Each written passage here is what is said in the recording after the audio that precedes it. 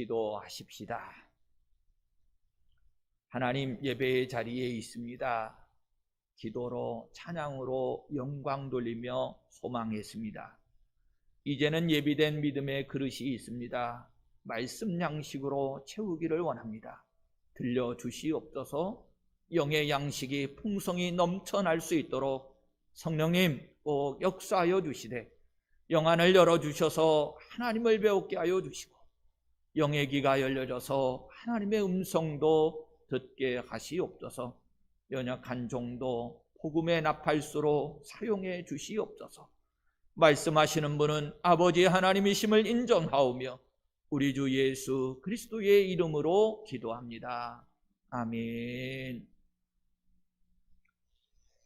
로마서를 살펴보면서 11장까지는 하나님께서 우리를 구원하시기 위해서 해주신 일, 그 은혜의 일들이 무엇이었는가를 쭉 살펴보았고, 12장부터는 이제 구원받은 하나님의 자녀들이 어떤 모습으로 실천하고 살아갈 것인가 라고 하는 부분을 말씀으로 이제 시작해서 진행해 가고 있습니다.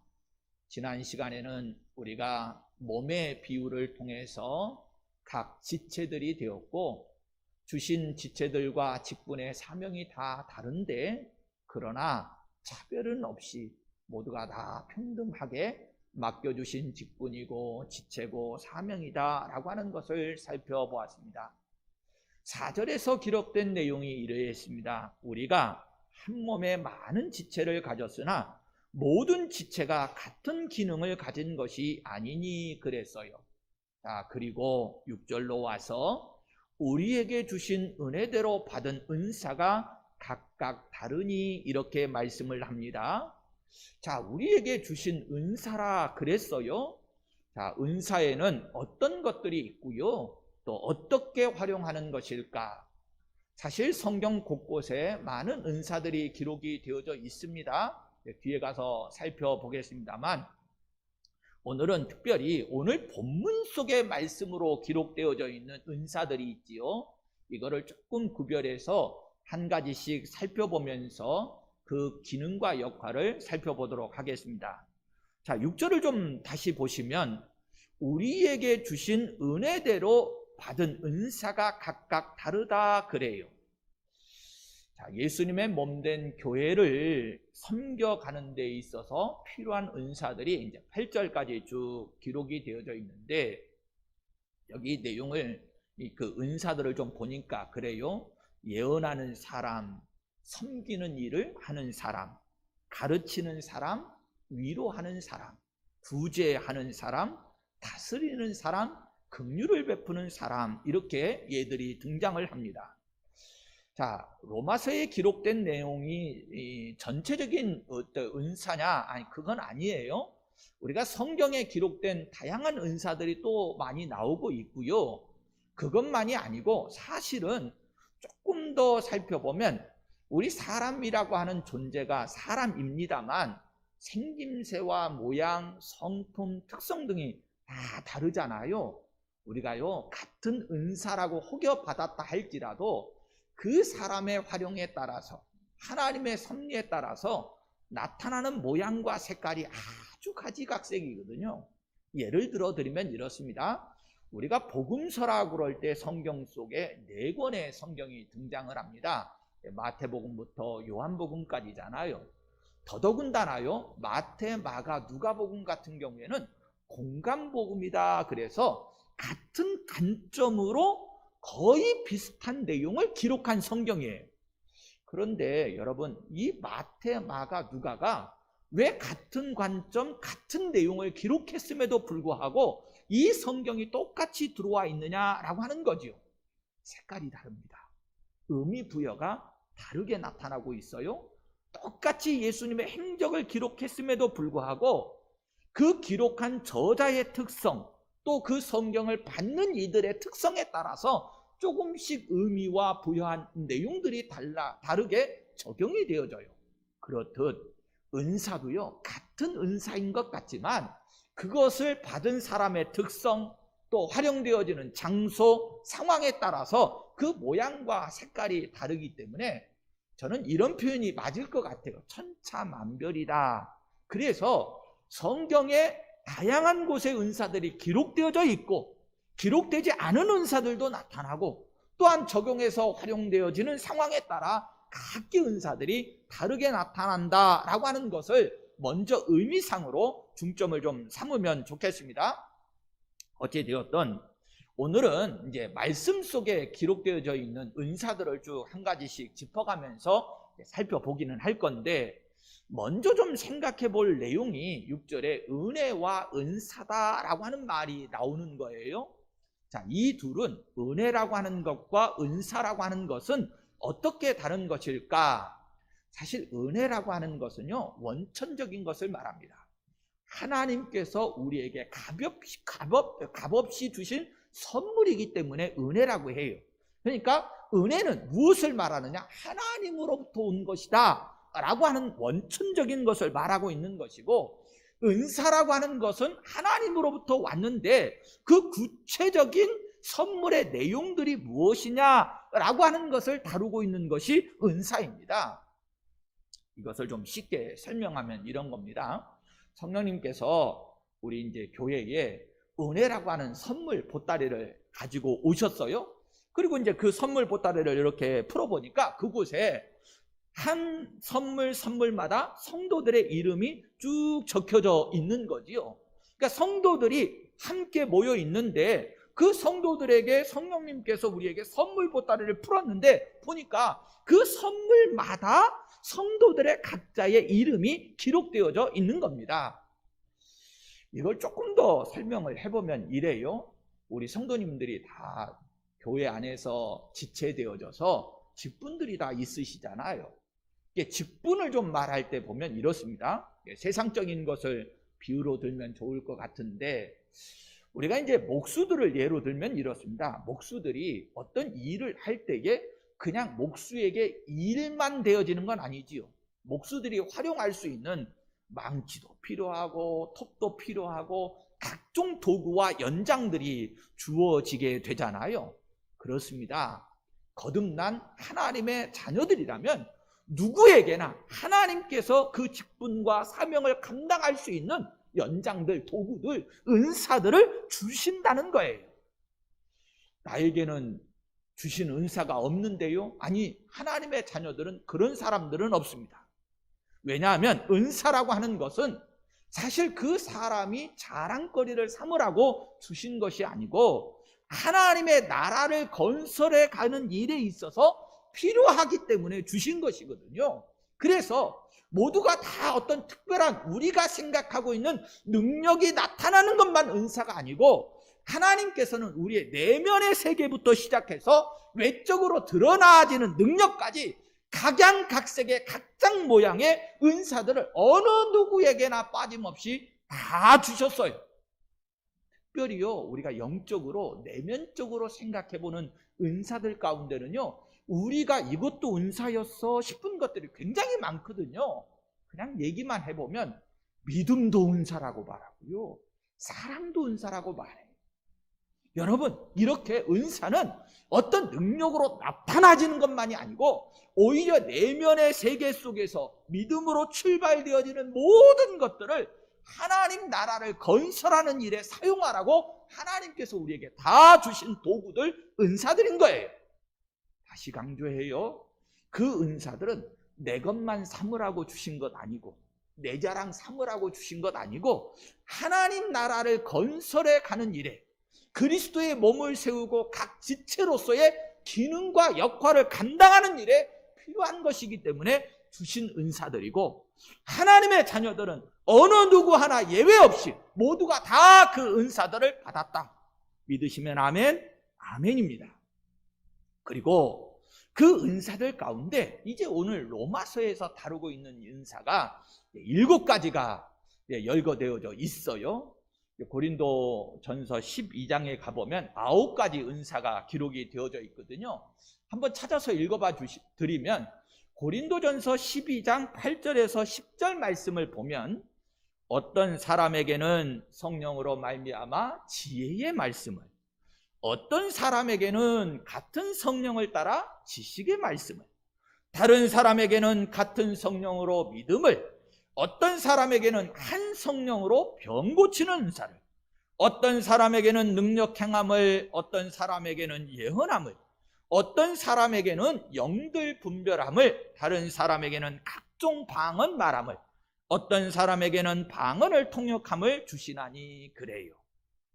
자, 은사들이 참 많이 기록이 되어져 있지요. 다시 한번 강조할게요.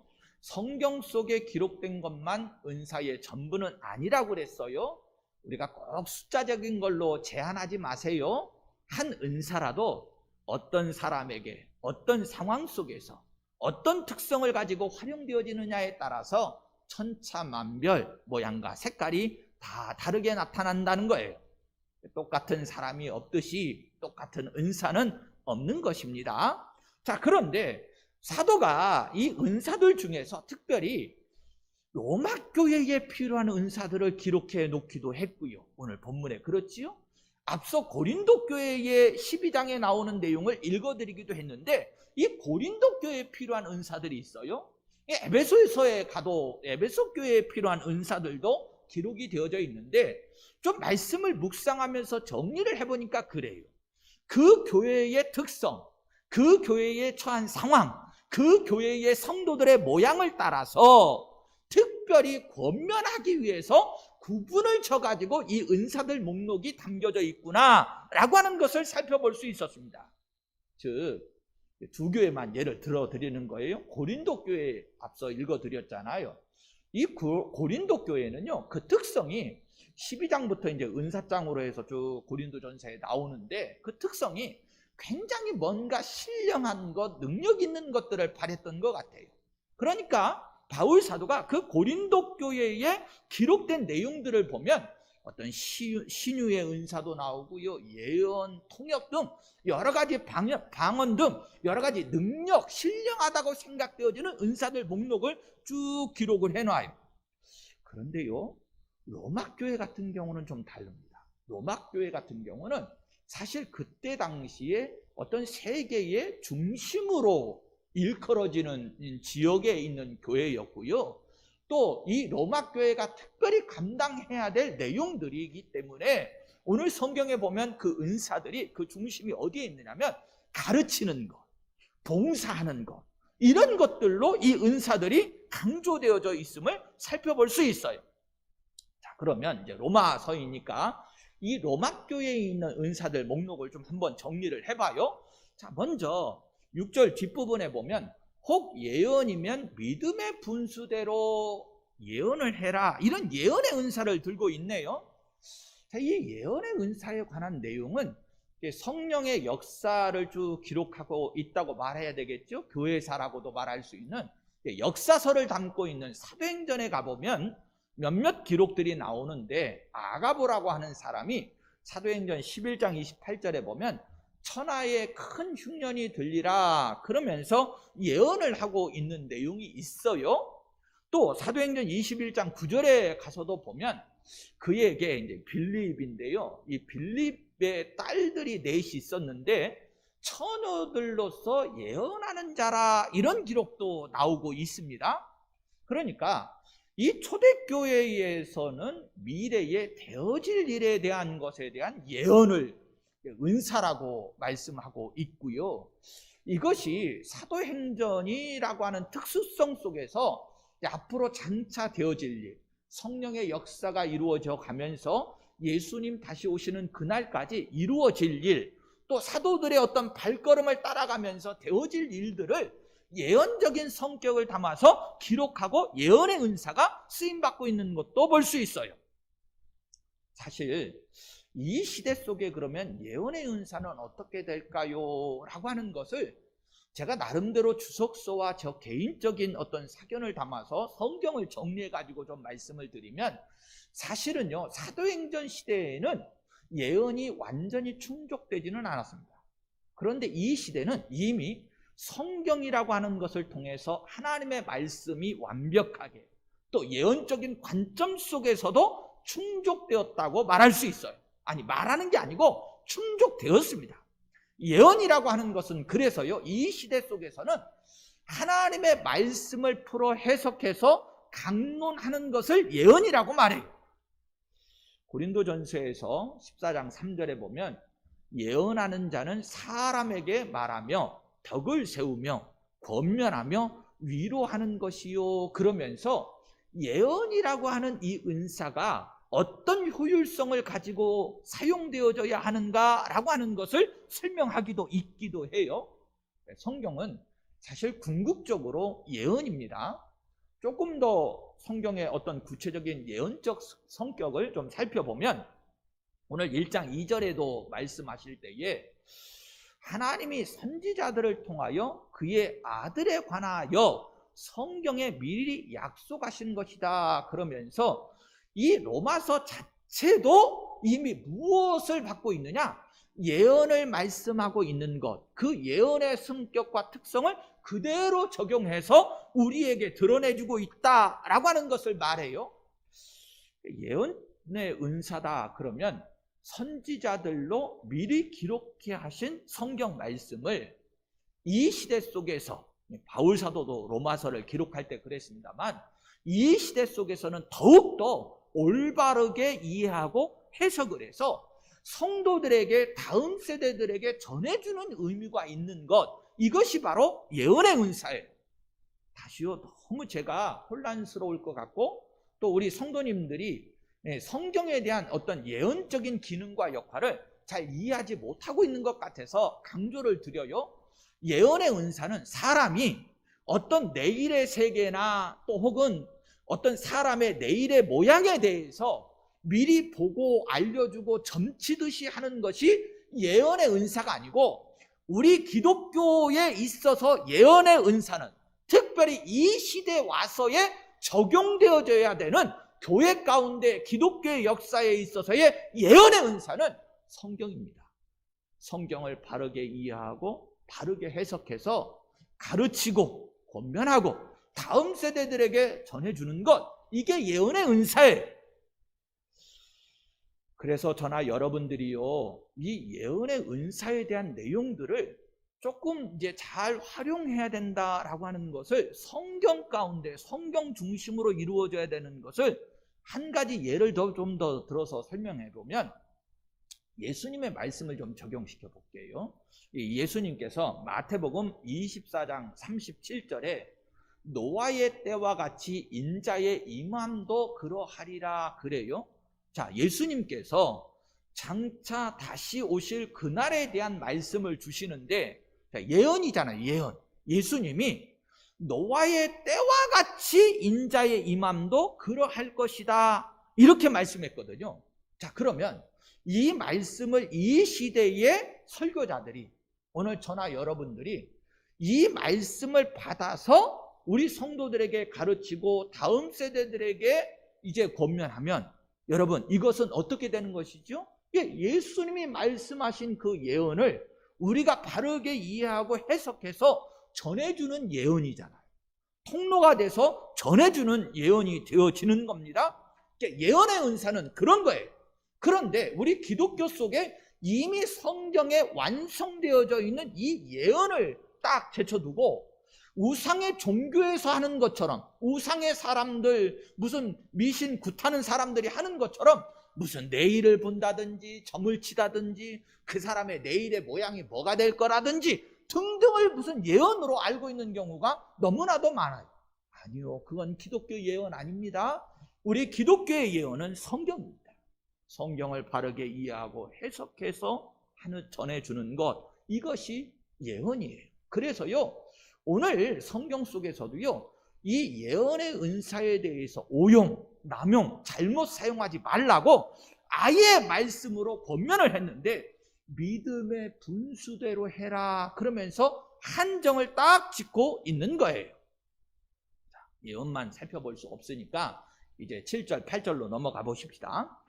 혹 섬기는 일이면 섬기는 일로, 혹 가르치는 자면 가르치는 일로, 혹 위로하는 자면 위로하는 일로 하라, 이렇게 권면이 나옵니다.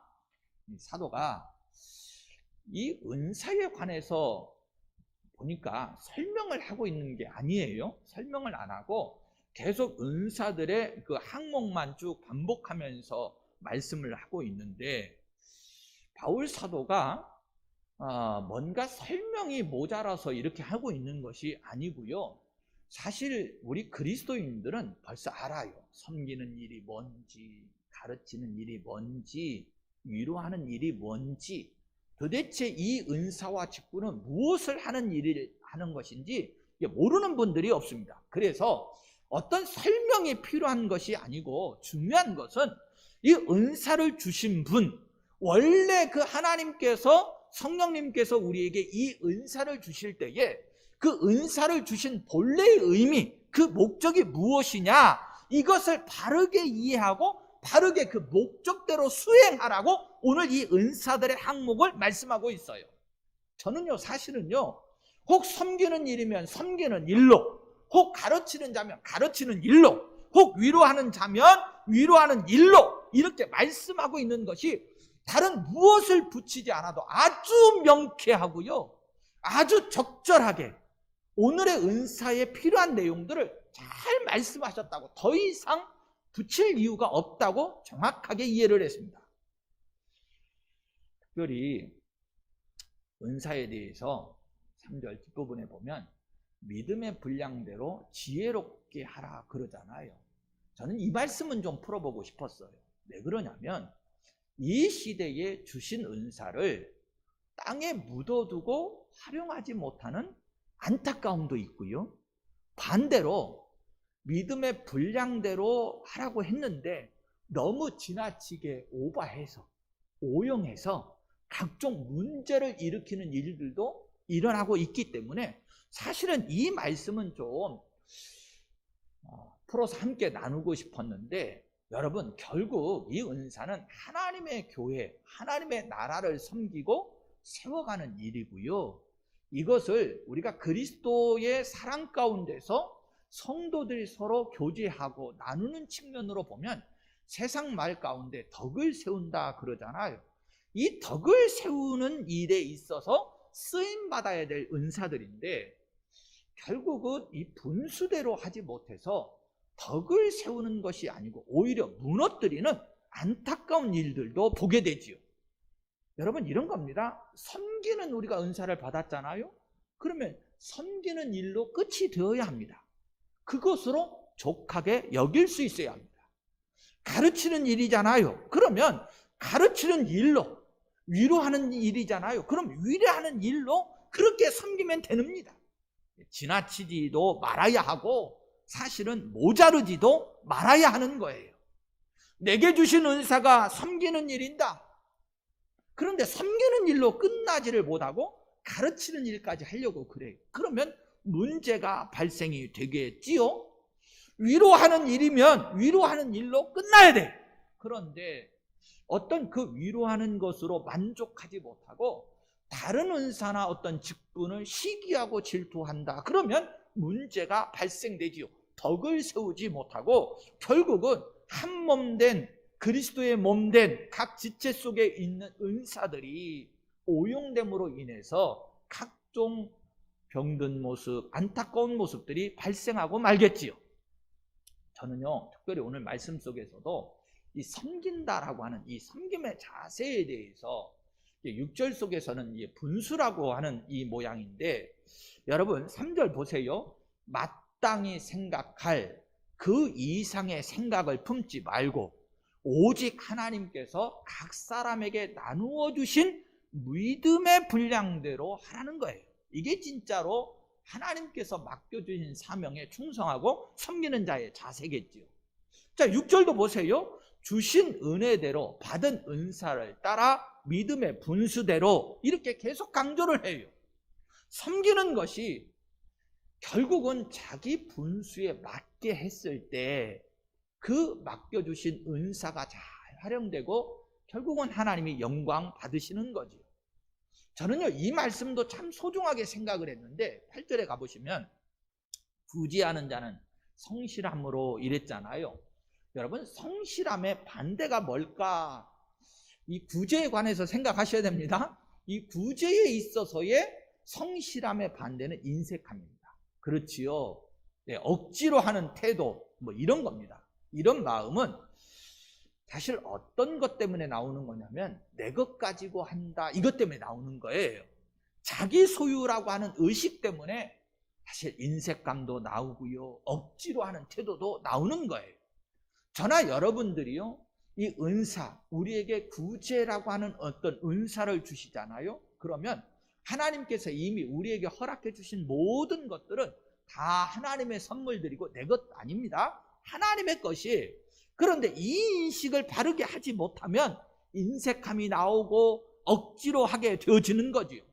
저나 여러분들이 꼭 명심하셔야 될 것은 어떤 시간이 됐던 아니면 내 건강이 되었던 내게 있는 물질이 되었던 모든 것들은 하나님의 것을 내가 지금 관리하고 있는 것이지 절대로 내 것이 아닙니다. 결국 이 말씀 속에서 나오는 게 청직이라고 하는 것이지요. 여러분, 나는 하나님의 것을 관리하고 활용하라고 맡겨주신 것, 쓰임받는 청직입니다 라고 하는 신앙의 고백이 되어졌을 때 이 은사도 우리가 잘 활용해서 하나님 나라를 세워가는 일에 쓰임받을 수 있어요. 베드로 사도가요, 베드로전서 4장 10절에 그래요. 각각 은사를 받은 대로 하나님의 여러 가지 은혜를 맡은 선한 청지기 같이 서로 봉사하라 그래요.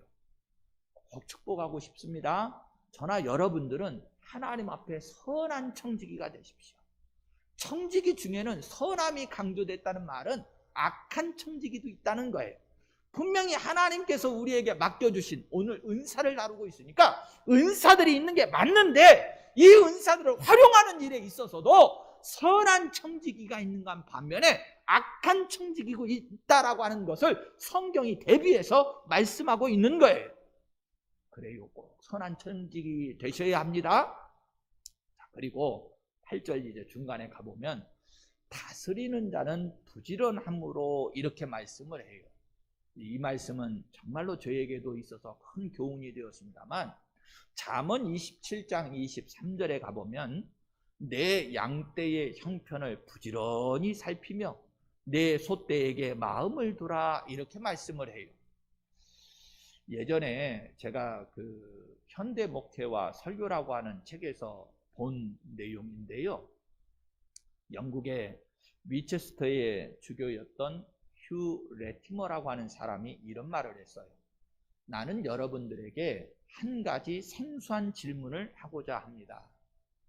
영국 전역에서 자기 직무를 수행함에 있어서 다른 모든 사람을 능가하는 가장 부지런한 사역자가 있다면 누구라고 생각하십니까? 이렇게 물어요. 다시요, 여러분들도 한번 생각해 보세요. 지금 이 시대 속에서 정말로 가장 부지런하게 자기의 사역을 감당하고 있는 사람이 있다고 그러면 누구일까요? 네, 답을 그분은 이렇게 말했습니다. 사탄이다. 사탄이는 자기에게 주어진 일에 얼마나 열심히 하는지 모른다. 성경이 그거에 대해서 말하죠. 삼킬 자를 우는 사자와 같이 찾아다닌다 그러잖아요.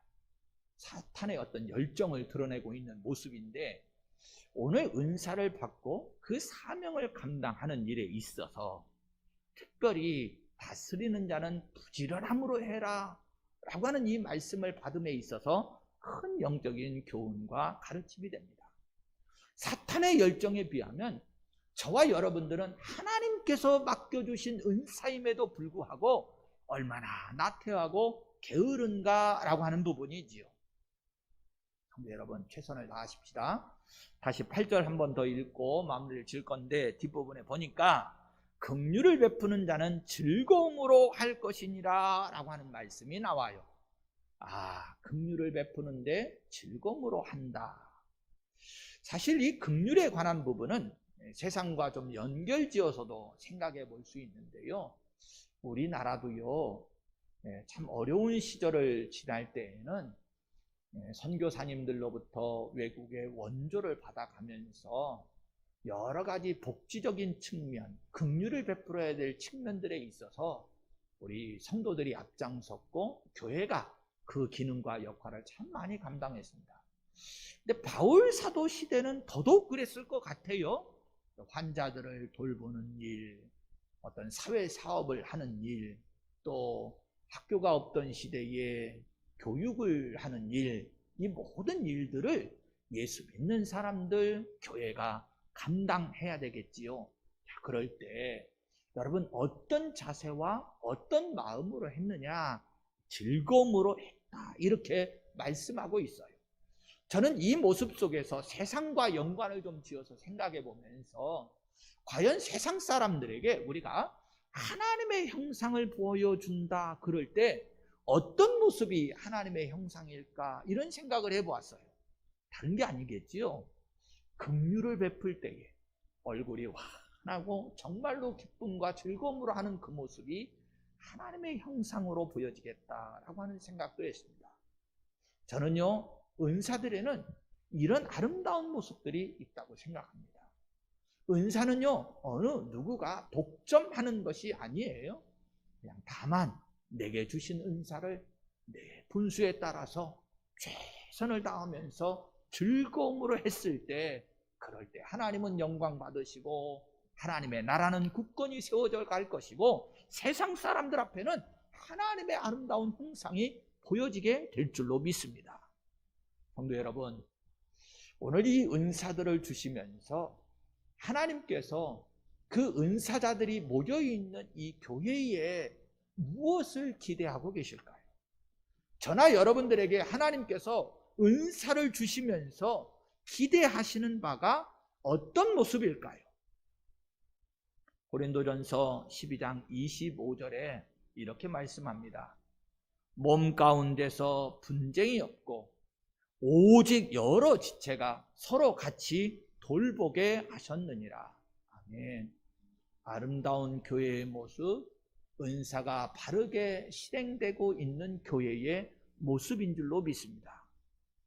어느 청년이 스펄전 목사님에게 찾아와 가지고 이런 부탁을 했다고 그래요. 목사님은 정말 여러 곳을 다니시면서 여러 교회에서 부흥성회를 인도하시고 그러시잖아요.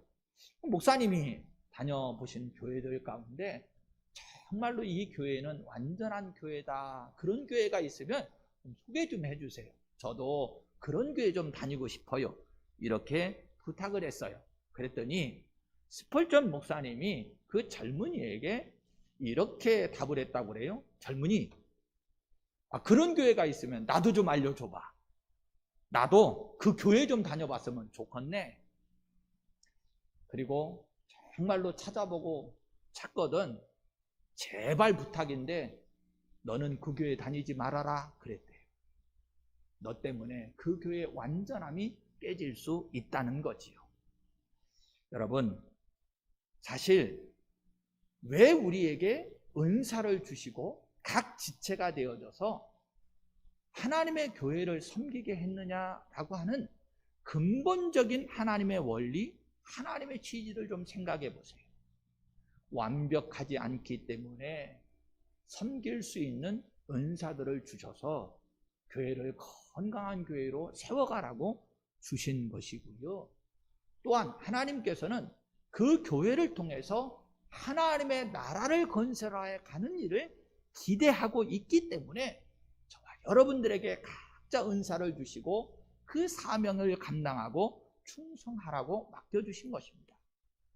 결국요, 우리가 생각하고 있는 완벽한 이상적인 교회는 예수님 오셔서 이루어지는 그날에나 있는 것이고요, 그 이전에는 우리가 최선을 다해서 섬기고 받은 은사들을 가지고 충성하면서 만들어가고 세워가는 것입니다. 우리가 군복교회 안에서도 각자의 직분이 다르고 주신 은사들이 다를 때에 저는 꼭 먼저 염두에 두라고 말씀하고 싶은 것은 예수님이 우리 교회의 주인 되시고 머리가 되십니다. 그리고 우리는 각 지체들입니다 라고 하는 거예요. 눈은 눈대로, 손은 손대로, 발은 발대로 자기에게 주어진 믿음의 분수대로 그 직분과 사명을 따라서 받은 은사를 가지고 최선을 다해서 충성하는 것입니다. 이것이 진정 우리에게 은사를 맡겨주신, 은사를 허락해 주신 하나님의 뜻이라고 생각합니다.